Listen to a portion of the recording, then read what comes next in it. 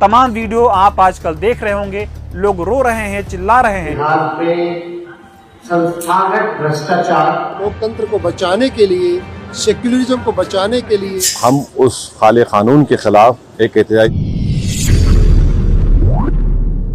अगर मैं आपसे कहूं कि प्रधानमंत्री मोदी और बांग्लादेश के मोहम्मद यूनुस में सबसे ज्यादा प्रभावशाली कौन है, तो आप एक झटके में मोदी का नाम लेंगे, लेकिन आप गलत हैं।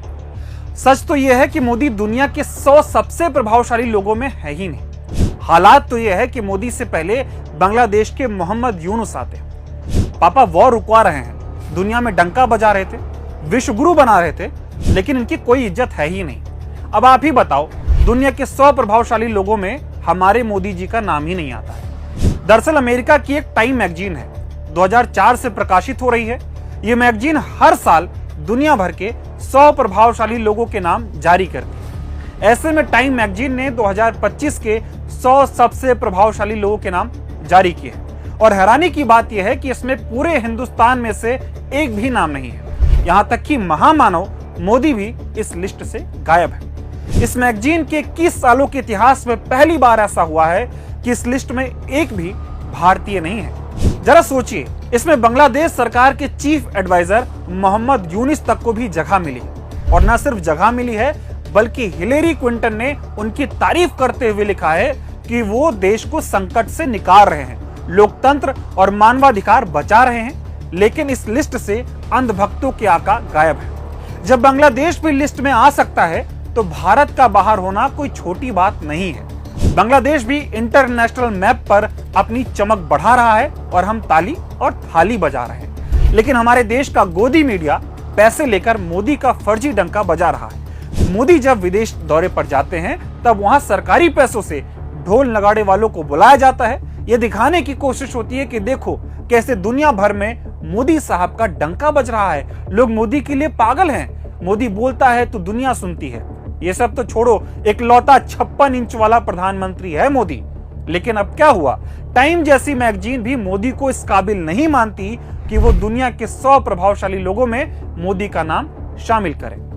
टाइम 100 लिस्ट में सबसे ज्यादा शामिल होने वाले नेताओं में चीन के शी जिनपिंग 13 बार, अमेरिका के बराक ओबामा 11 बार, रूस के व्लादिमीर पुतिन 7 बार, और मोदी इस लिस्ट में इन नेताओं के सामने कहीं नहीं टिकते। लेकिन किसे फर्क पड़ता है, मोदी के झूठ का डंका तो वैसे भी दुनिया में बज ही रहा है। टाइम मैगजीन को छोड़िए, पासपोर्ट रैंकिंग भी मोदी राज में गिरती जा रही है। देश में 2014 की शुरुआत में जब कांग्रेस की सरकार थी, उस दौरान भारत के पासपोर्ट की रैंकिंग 76 थी, और 2025 में भारत के पासपोर्ट रैंकिंग घटकर 149 हो गई है। टाइम जैसी मैगजीन में 21 सालों के इतिहास में किसी भारतीय का नाम ना हो, भारत के पासपोर्ट की रैंकिंग का लगातार गिरना, यह दर्शाता है कि मोदी राज में देश की साख किस कदर गिरती जा रही है। तमाम वीडियो आप आजकल देख रहे होंगे, लोग रो रहे हैं, चिल्ला रहे हैं, और ये बता रहे हैं कि कैसे भारत का होने के चलते उनकी बेइज्जती हो रही है। और ये सब कुछ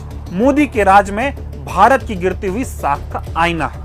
क्योंकि दुनिया अब सब देख रही है कि कैसे भारत में प्रेस की आजादी का गला घोटा जा रहा है, कैसे मानवाधिकार कुचले जा रहे हैं, कैसे एक आदमी की ब्रांडिंग के लिए लोकतंत्र की बलि चढ़ाई जा रही है। भ्रष्टाचार का ये आलम है बिहार में। इंस्टीट्यूशनल करप्शन, ऑर्गेनाइज्ड करप्शन और रिटेल करप्शन सभी रिकॉर्ड जो है तोड़ चुका है। जनता के ऊपर से लेकर नीचे तक अनियंत्रित भ्रष्टाचार, रिश्वतखोरी, घूसखोरी और दलाली से त्रस्त हो चुकी है। ये तो हम केवल आपको डिपार्टमेंट लेवल का भ्रष्टाचार बताते हैं। ये केवल डिपार्टमेंट का है, सीओ साहब का अलग है, बीडीओ साहब का अलग है, छोटा मोटा शराबबंदी का अलग है, छोटा मोटा खाना वाना अलग है, ब्लॉक लेवल पे अलग है। हर जगह जो है, हर लेवल पे जो है इस सरकार में भ्रष्टाचार जो है बढ़ चुका है। यानी ऊपर से नीचे तक इस भ्रष्टाचार से बिहार के लोग पीड़ित हैं, त्रस्त हो चुके हैं। संस्थागत और संगठित लूट का आलम यह है कि 10 भवनों का हमने विधानसभा में भी इस सवाल को रखा था कि बताइए आप केवल रख रखाव के लिए, जिसमें 8-10 उदाहरण हमने भवनों का दिया था, केवल रख रखाव के लिए निर्माण का भी कॉस्ट बताया था और सालाना जो रख रखाव होता है उसका भी हमने कॉस्ट बताया था, यानी लगभग 700 करोड़ रुपए, 688 करोड़ रुपए खर्च जो है ये लोग केवल बिल्डिंग मेंटेन, साफ सफाई के लिए आउटसोर्स करके एजेंसियों को ही दिया गया है।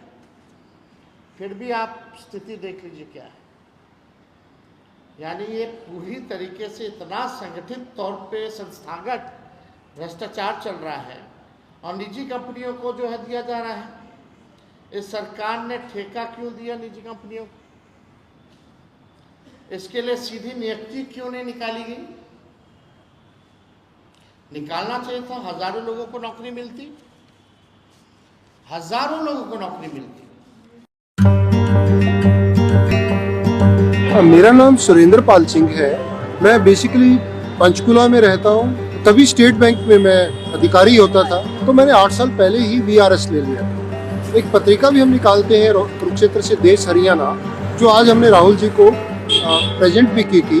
दबे हुए सवाल हैं जो आने चाहिए, ऊपर आने चाहिए, जो बहुत जरूरी सवाल है, उन सवालों को मैंने उठाया। राहुल जी को मैंने जो बताया कि ये मेरा आर्टिकल है और ये बहुत क्रिटिकल भी है, मतलब उन्हें ये लगा कि अच्छी बात है, कोई क्रिटिकल भी दिख रहा है, कुछ इस टाइप का उन्होंने एहसास दिया। और हरियाणा में जो सिविल सोसाइटी को कोऑर्डिनेट करने का काम है वो मैं कर रहा हूँ।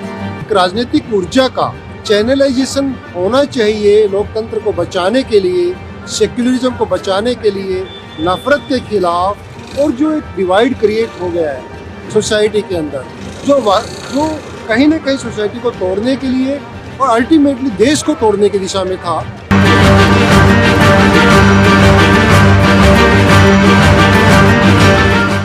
अपने साथ झंडे या फ्लैग लेकर मत आइए। तीसरा, गैर ज़रूरी नारे लगाकर मत आइए। हमारा ये एहतजाजी जलसा all India Muslim personal law board की तरफ से किसी मज़हब या किसी समुदाय के ख़िलाफ़ नहीं है। ये हुकूमत ने जो काला कानून बनाया, हम उस काले कानून के ख़िलाफ़ एक एहतजाजी जलसा मुनक़्क़द कर रहे हैं। तो इसलिए मेरी आपसे अपील है कि ज़रूर इस जलसे में आप शिरकत करिए, मगर अपने दीगर अपनाए वतन को भी तकलीफ़ ना हो, इसका ख़ास ख्याल रखिए। और हर हाल में हमको अमन को बरकरार रखना है। जज्बात में बह जाने के बजाय आप पूरे होश और हवास में आइए, बावज़ू आइए, दुरूद शरीफ पढ़ते हुए आइए और दुरूद शरीफ पढ़ते हुए इंशाअल्लाह अपने अपने मुकामात को वापस जाइए। तो ठीक मगरिब की नमाज के बाद आज इंशाअल्लाह इस एहतजाजी जलसे की शुरुआत होगी और 10 बजे इंशाअल्लाह इस जलसे का अख्ताम पहुँचेगा। तो मेरी इन ज़रूरी हिदायतें समझिए या आपसे गुजारिशात समझिए, इसका आप तमाम से मेरी अपील है कि आप ख्याल रखिए